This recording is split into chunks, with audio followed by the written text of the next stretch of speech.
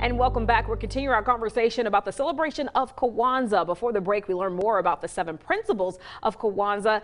Today, we're going to continue today talking about all the magnificent color and symbolism of what's here on our table. So we talked about the candles and that each candle is lit every night, each night of the 7 days celebrating Kwanzaa. But let's talk about the symbolic purpose of the colors. What do the colors represent? Okay, so black, red, and green. Black is for people, obviously.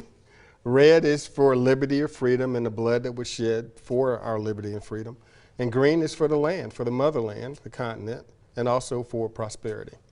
So when we light the candles, I know that that's not the only part of what we do during Kwanzaa when we celebrate each night. There's other symbolic references that go into Kwanzaa. So let's start with the live plant that we have here. Okay, so the plant represents life and water represents what sustains life. And part of the Kwanzaa celebration is pouring libations. We literally take the cup and pour a drop of water to our ancestors, to the yet unborn, to famous historical figures.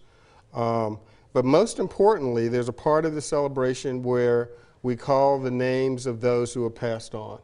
And for the belief is that if you're remembered, you never really die. So we'll call the names. You know, I'll say the name I'll talk about my grandfather. The soil over here I got from the bank of the Saluda River in South Carolina. My grandfather was lynched in 1938.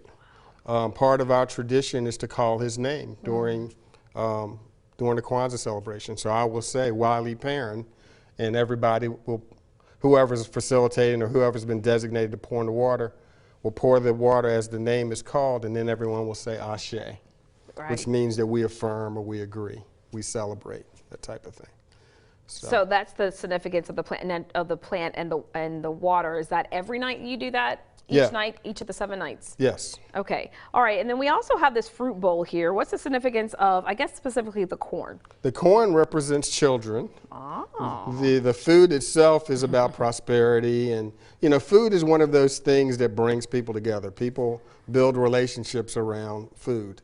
So that's the basic purpose of that. But in terms of symbolism, the corn itself, there should be enough ears of corn to represent each child of the family.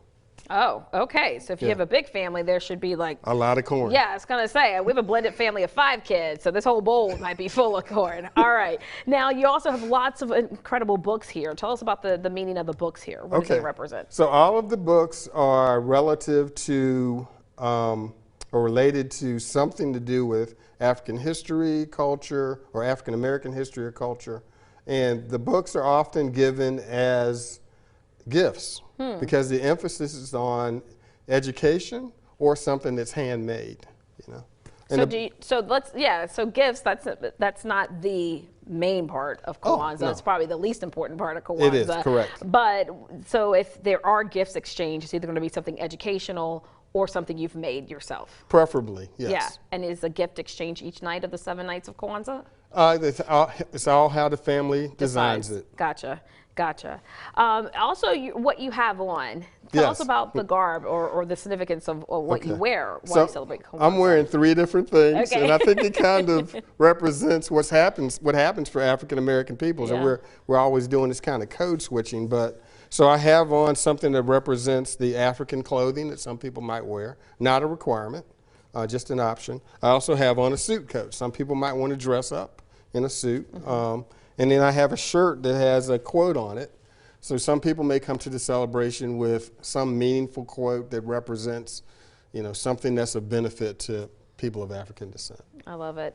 Well, again, Kwanzaa is celebrated 7 days, kicking off this Sunday, December 26th, every year. It starts on December 26th until January, let me count, January 1st. It's the final night of Kwanzaa. Certainly is a wonderful custom and tradition that families can begin. You've been doing it for decades, but it's never too late if your family doesn't practice Kwanzaa, that you could start it this year. Yes.